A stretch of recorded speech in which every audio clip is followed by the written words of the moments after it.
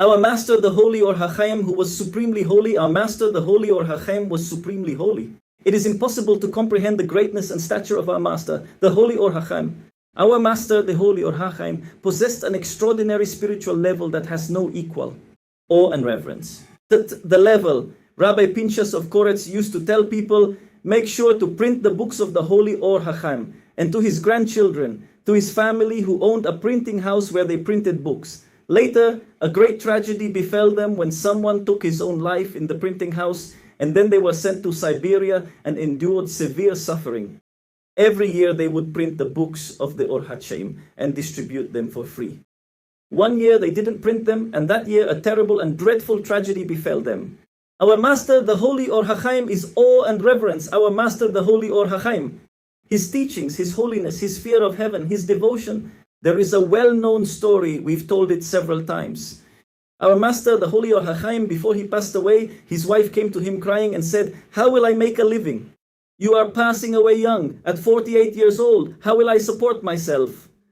He told her, sell my writings, and from that you will make a living. She said to him, how? The Shiva began. And already our master, the holy Or HaChaim, was known in the land of Israel as a supremely holy man. Our master, the holy Or HaChaim, how did he come to take over the study hall of Rabbi Emanuel Chairichi? Rabbi Emanuel Chairichi was a supremely holy man.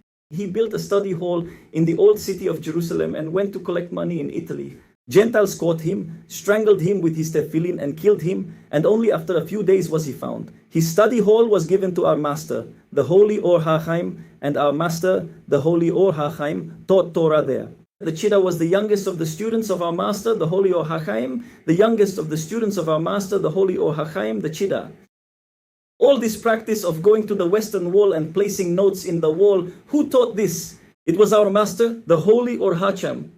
Our master, the holy Or HaChaim, the day before he passed away, called his student, the Chida, who was a porter. He used to carry crates on his back. That was his job. That was the Chida's job.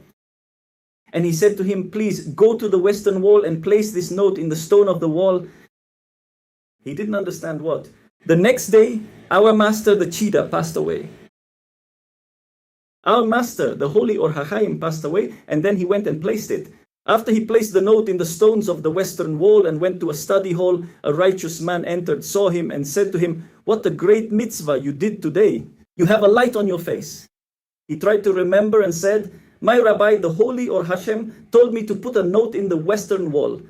He said to him, come with me quickly to the western wall. He went with him to the western wall, took out the note, the very first note ever placed in the wall. What was written there? Our teacher, Chaim Ben Atar, wrote, Master of the universe, have mercy on my student, the Chida, and grant him heavenly assistance.